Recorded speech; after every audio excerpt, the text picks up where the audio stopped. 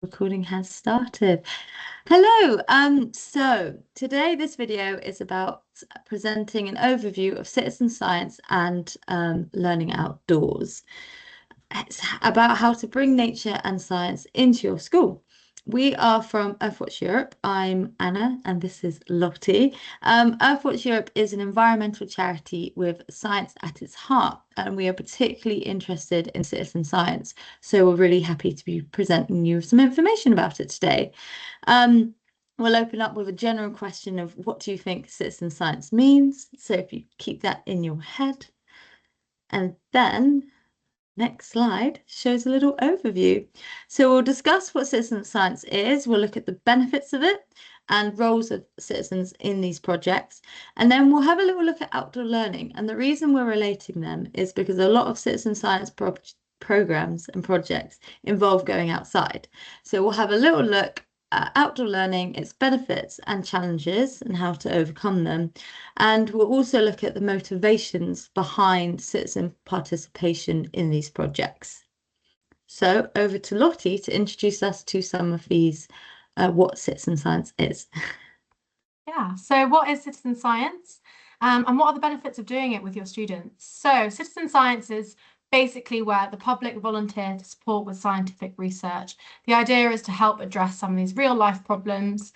There are loads and loads of different ways that citizens can help with these projects. There's not just one way, but data collection is like a really, really common method that people get involved. So these activities might include bird or bug counts. They might measure plants. You might do water testing. And the whole point is that these results are then gathered, sent to scientists, and then really support the actual research. And the idea is that you're able to then collect a large amount of data that scientists actually wouldn't be able to gather just on their own. As mentioned, there are loads of different ways to take part in citizen science. And hopefully today we're going to be able to take you through a few ways to involve your students. So what are some of the benefits of citizen science? Why would you want to get involved with it? So it's really accessible. The idea is that it opens up science to people from all backgrounds, ages, abilities, and it really allows them to gain experience and scientific skills. So it's a great thing to put on kids' CVs as they're kind of growing up and potentially wanting to go into environmental careers. There's no qualification barriers, so really anyone can get involved. And this mixing of scientists and non-scientists really increases the creativity and innovation as people bring in different opinions and ideas into a project. They also can bring real benefits to the participants that take part in them. So you're increasing your nature connection, spending time in your local environment. And the more that you build that connection to nature around you, the more likely you are to care for it and protect it. And when you feel like you can, if you're struggling with eco-anxiety, particularly young students that struggle with eco-anxiety, being able to take even small actions for nature and feeling like you're part of something bigger can really help reduce those feelings of eco-anxiety. And then it also helps the projects themselves, as I said, the creativity and innovation side, but also the fact that just more practically, like more data can be collected because there's more people doing the work. And with more data, we can get a better understanding and knowledge of nature. So as mentioned, the projects are super wide. They really do explore a whole range of different topics. There really is a project for everyone, hopefully. But what do citizens actually do in citizen science? So as we mentioned, one of the main ways is through data collection.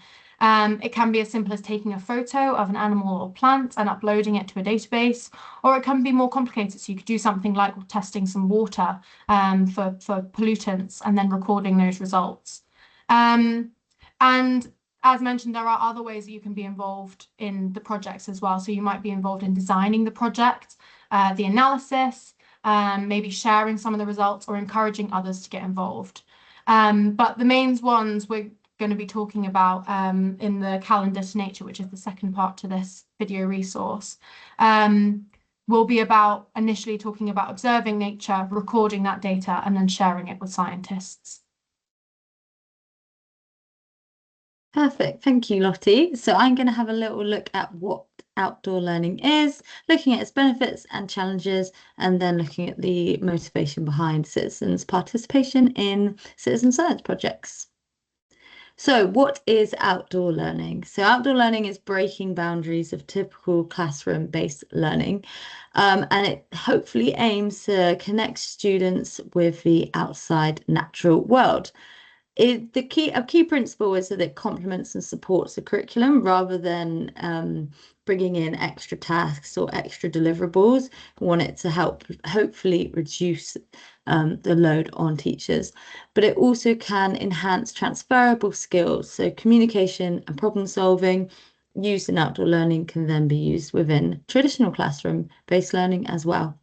There are multiple benefits and challenges to outdoor learning, which are listed here, and I'm going to go into more detail now.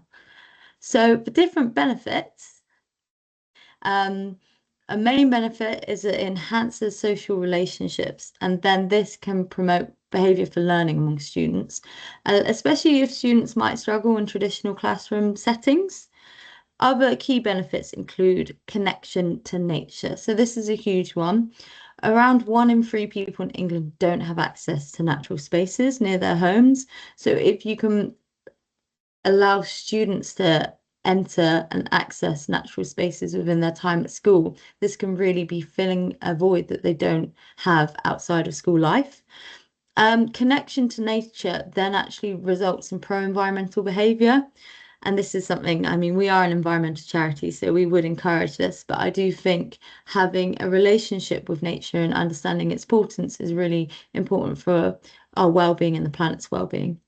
So, talking about well-being, being outside and being involved in outdoor learning does improve well-being in general. It relieves anxiety and stress. So our stress hormone cortisol has been shown to lower when we're in outdoor environments, and it can remove pupils from an overstimulating environment of a classroom, because sometimes that environment just isn't good for a pupil on a certain day. Also, the Wildlife Trust has said that appreciating the natural world can improve mental well-being and connect children to their emotions. So it can actually be helping teach emotional intelligence, which is quite a difficult subject to broach sometimes. And then another difficult subject to broach is communicating environmental challenges. So we understand there's a lot of mixed emotions behind climate change, including eco-anxiety and just fear, basically. But if you can pair climate change conversations with examples of nature-based solutions, so for instance, how planting trees can help remove water from the soil, and that can help reduce the risk of flooding.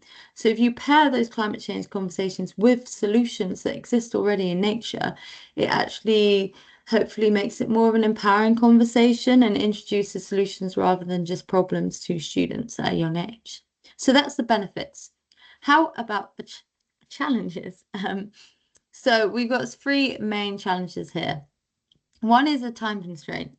So there is obviously, again, we don't want to put more work on the plates of teachers. So a lot of organisation, including Earthwatch, the Wildlife Trust, the RSPB, they actually have a lot of resources that can be used for outdoor learning. So therefore, you don't have to put time into generating new lesson plans. But also, outdoor learning can look different. It doesn't have to be an hour when you're outside the whole time. Potentially, you could have an extra 5 minutes at the end of break time where you ask your students to look for one thing in the playground that they haven't seen before. Can they find one piece of nature that they've never seen before and then report back to you? And that could be a 5-minute activity. This could then increase confidence, because confidence can be another challenge. It can be quite an intimidating idea to take a whole class load of students outside. But if you start small, like those 5-minute activities, that can help grow confidence. Also, having a clear structure is really beneficial. Having a really good starter, main, and final activity can increase focus of students. And also community. Maybe you can find other students, other teachers, sorry, who are keen to get involved with outdoor learning. And there's plenty of groups online and on social media. Earthwatch Europe actually also has a education resource page and kind of a community on that as well. Finally, behaviour. So This can be a challenge. We do suggest forming an outdoor learning contract, and we have a template for this. And this can kind of define some key class rules before entering the outside environment. If these rules are broken, there could be the forfeit of that outdoor time. You can establish a noise action that signals class to stop and listen. You might already have this in existence. Plus, short activities can assist with focus, because focus can then relate to behaviour. So if you have a large number of smaller activities, you can maintain that focus. And finally, you introduce a lesson indoors and establish a key focus before heading outside can also aid with that focus. But also linking with focus is motivations for why someone might be outside. So having a little look at motivations for citizen science projects, there's a lot of research that has looked at past citizen science projects and spoken to participants to understand why they're involved. And if we understand why people want to get involved, we can then harness that motivation to ensure people actually want to be doing the project and stay motivated whilst they're doing that, which will really help with that focus barrier when it comes to outdoor learning for your students. So listed on here, some key common motivations are connection to nature, sharing and presenting. You know your students best. Some students may hate the idea of sharing and some may really love it. So this is something that you can obviously adapt and improvise depending on your class. Competition and gamification, specifically within younger years, is very beneficial and can be really a real motivator. There are suggestions to maybe even have like a leaderboard if you're involving your school in multiple different citizen science projects across the year. You could have a leaderboard of who's getting involved in how many and etc. And finally, becoming a scientist. So they're actually going to be involved in real science, and that can be a real key motivator. So that is incorporating motivation. Brilliant. So just to quickly summarize, we're aware it's quite a lot of information in a short amount of time, but it's a real kind of short stop through citizen science and outdoor learning. So hopefully we now know that citizen science really does allow everyone or anyone to get involved in scientific research and really make a difference, whilst also enriching the value of these projects and the impact of these projects. That the data we collect helps deepen scientists' understanding of what's happening in nature, but also our understanding of what's happening in nature, and helps to gather more evidence to then really ask for change to help protect our planet. The outdoor learning and citizen science provide students with multiple benefits, as Anna has just kind of gone through. And that although there are challenges to outdoor education and bringing your kids outside, and it can seem really daunting, starting small and talking about those challenges, talking about the things that might seem a bit scary, and sharing those solutions, we can begin to kind of practice overcoming them. And you can help feel like you've got a kind of community around you of other teachers, educators, networks that are trying to do the same thing. So the big picture really is that when communities work together, we can protect nature and we can really have a big impact, whether that be for teachers forming communities and getting their kids outside, or for these big citizen science projects and creating big impact there. So we want to say thank you very much for listening. If you've got any questions, please email them to education@earthwatch.org.uk. We'd be very, very happy to hear any questions, any feedback from this quick kind of video resource session. Now, this is part 1 of 2 on our kind of citizen science topic. The second one will be going through a kind of calendar of citizen science projects that you can be doing with your students throughout the year. And we really hope you join us for that one. So thank you very, very much for listening. Again, there's the email, and we will see you very, very soon. Thank you very much. Thank you.